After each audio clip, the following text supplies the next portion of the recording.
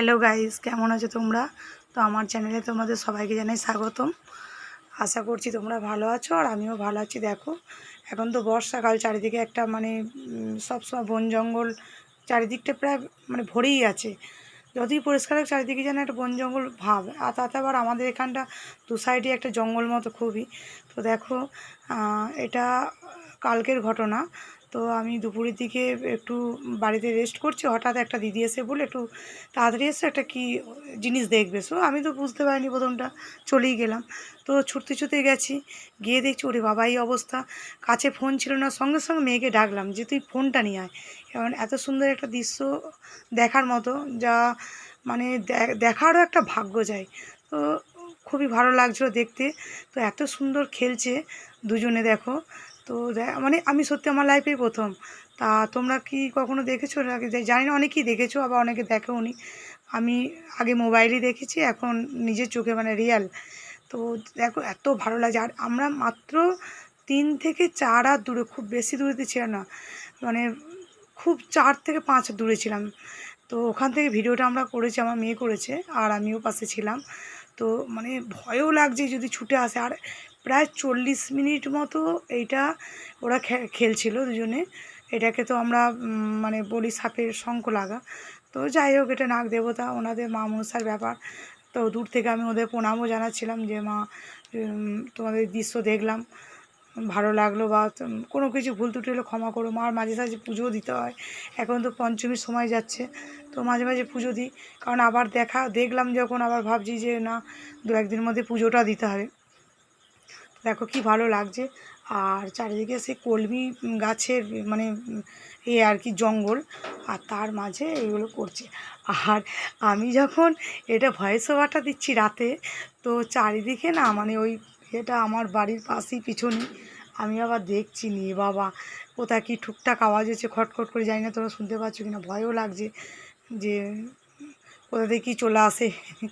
এটা ভয়ের ব্যাপার। আমার মেয়ে তো রেগেই যাচ্ছে, ভাই তোমার খেয়ে কাজ নেই, রাত্রিবেলা এসব জিনিস ভয়েস ওভার দেওয়া। কিন্তু দেখো, সারাদিন সময় হয় না, তো তো রাতের দিকে এটা সময়টা পাই।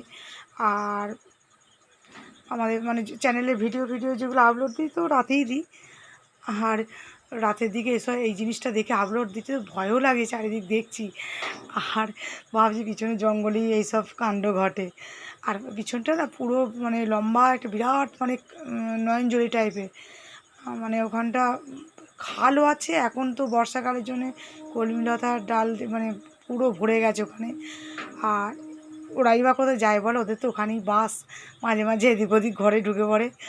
তো প্রথমত আমার ভয় করতো, ওর বাড়িতে ঢুকতো, ভয়ই পেতাম। আর আমার বাড়িতে একদিন বাদ যায়নি, হঠাৎ ফুসলে ঢুকে গেছে। তো যাই একটু ভয় পেয়ে গিয়েছিলাম, কিন্তু এখন আর ভয় করি না। ওরা আসে চলে যায়, কিন্তু কখনো কারো ক্ষতি করে না। সাবধান আমরা হই, কারণ বর্ষাকাল, চারিদিকে কার্বলিক অ্যাসিড বা ব্লিচিং এসব দিয়ে আমরা পরিষ্কার পরিচ্ছন্ন রাখি। কিন্তু কি বলবো, এই দৃশ্যটা যখন দেখছি না, আমার ওখান থেকে আসতে ইচ্ছে করছে না। যে আমি সেই সত্যি বলছি, আমার একটা জীবনে বহুদিনের একটা ইচ্ছা ছিল ওটা দেখা। আমি ভাবতাম, সবাই বলতো দেখেছি, কিন্তু আমি কখনো দেখতে পাইনি। কিন্তু আমি যে দিদি আমাকে ডাকলো, ওর বাড়ির পেছনটায় হচ্ছে, তো আমি তাকে ধন্যবাদ দিচ্ছি যে না দিদি। তো সেই দিদি বলছে জানো, যখন এটা হয় তার আগে ওকে নাকি একটা এসে ঘাট নেড়ে ডাকছিল। তাই আমি বলছি তোমার তো ভাগ্যবান, আর তাছাড়া তোমার বাড়ির পিছনেই। তো কী বলবো, দেখো তোমাদের কেমন লাগছে একটু বলো। অনেকেই দেখেছো, পাড়া গ্রামে খুবই দেখা যায়।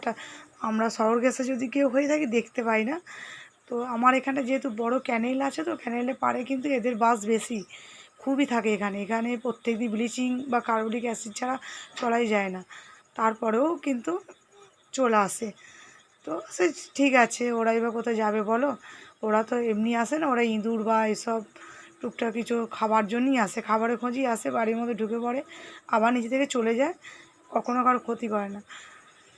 কিন্তু এই যে মুভমেন্টটা দেখতে পাচ্ছি, সত্যি কী বলবো, আমি বলে শেষ করতে পারছি না। আমি সবাইকে ধরে ধরে বলছি আমি কী জিনিস দেখেছি, কী সুন্দর একটা দৃশ্য। আর এই ভিডিওটা আমি অনেকদিনকে শেয়ারও করেছি, আমার আত্মীয়দের, বা বলেওছি। আর দেখো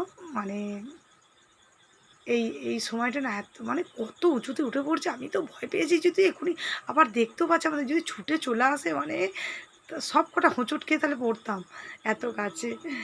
তো কী বলবো, দাঁড়িয়ে রাত্রে ভয়েস দিচ্ছি, বিশ্বাস করো এই জিনিসটা ভয়েস দিতে গিয়ে আমার একটু গা হাত পা কাঁপছিল। মানে একটা অন্য কিছু ব্লগে ভয়েস দেওয়া হয় আর এই জিনিসটা ভয়েস দেওয়া মানে উম, একটা মানে আমার মেয়ে যদি জানতে পারতো না প্রচুর রেগে যেত, বলতো বড় মেয়ে, ও প্রচুর ভয় পায়, বলে তুমি রাত্রেবেলা খেয়ে দিয়ে কাজে এই জিনিসে ভয়েস দিচ্ছ, বলে যে জিনিসকে কন্টিনিউ দেখা হয় সেই জিনিস না অনেক সময় সত্যি সত্যি হয়ে যায়, দেখতে পাওয়া যায়। তো রাতে যাই হোক মা মনসাকে প্রণাম করি, এটা আমি করলাম, যে মা ক্ষমা করো, আমি তোমাদের নিয়ে একটা ভিডিও করে একটু আপলোড দিতে চলেছি। তো যাই হোক ভিডিওটা কেমন লাগলো দেখো, আর কেমন লাগলো প্লিজ বলো, ব্লগটা তোমরা কন্টিনিউ করো, ভুল ত্রুটি কিছু হলে ক্ষমা করো।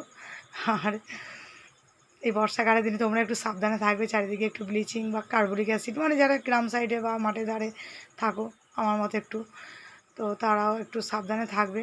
কারণ এরা দেখো এরা আসে খাবারের খোঁজে, এরা কোনো ক্ষতি করতে আসে না, কিন্তু অনেক সময় কি হয় আমাদের ভুলের জন্যই অনেক সময় ক্ষতি হয়ে যায়। আর তবে একটা কি, আমি যেখানে আছি এখনও পর্যন্ত এত বছর যারা আছে তাদের মানে ঘরে ঢুকে চেপে কিন্তু কখনো কারো ক্ষতি করেনি, এমনকি গায়ের ওপর দিয়ে চলে যায়। আমার তো শুনে মানে ভয়ে গা শিউর উঠছে, দেখেও শিউর উঠছে। আর দেখো মানে আমার দেখে শেষ হচ্ছে না, তোমাদেরও দেখানো শেষ হচ্ছে না আমার। তো যাই হোক ভিডিওটা কন্টিনিউ তোমরা করতে থাকো। আর চারিদিকে এবার বর্ষাকালে বর্ষা হলো না, বর্ষা চলে গিয়ে এখন বর্ষা হচ্ছে, প্রচুর বৃষ্টি, প্রচুর প্রচুর বৃষ্টি হচ্ছে আমাদের এখানে। আর সামনে ক্যানেল, মানে বৃষ্টিতে ভরে আছে চারিদিক, তার সঙ্গে জঙ্গল। হ্যাঁ, আমরা নিজেরা পরিষ্কার করি কিন্তু কত আর কী করবো, তা সাবধানে থাকি। সাবধানতা অবলম্বন করাটা সকলেরই দরকার। তো এখানে মানুষ অত ভয় পায় না, বুঝছো, ধুর কী হবে, কিন্তু যেহেতু আমার কাছে একটা নতুন ব্যাপার, এটা নতুন এসছি, আমার একটু ভয় ভয় করে। আর এইসব জিনিস দেখলে তো মানে সত্যিই ভয় করে। তো যাই হোক মা মনসাকে প্রণাম জানিয়ে, নাগ দেবতাকে প্রণাম জানিয়ে আজকে ব্লগটা আমি এইটুকুই। তোমরা ভালো থেকো, সুস্থ থেকো, আর আমার পাশে থেকো, অনেক অনেক অনেক ভালোবাসা নিও। Thank you.